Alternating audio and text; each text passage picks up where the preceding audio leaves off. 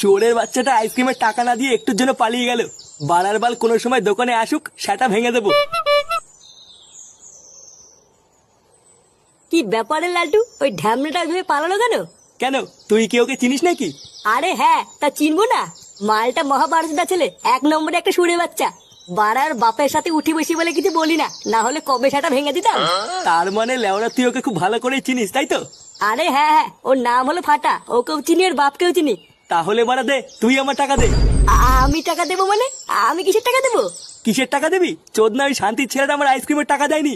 ভালোভাবে তাড়াতাড়ি টাকা ফেল, না হলে কিন্তু তোর গার ভেঙে দেবো। ভোদার বাল, ওর টাকা আমি কোনো দিতে যাবো? ওর টাকা ওই দেবে, আমার কাছে কোনো টাকা নেই, আমি কোনো টাকা দিতে পারবো না। তার মানে টাকা দিবি না, তাই তো? আরে মহা মুশকিল তো, আমি কেন টাকা দিতে যাবো? আমি কোনো টাকা দিতে পারবো না। টাকা দিবি না চুদির ভাই?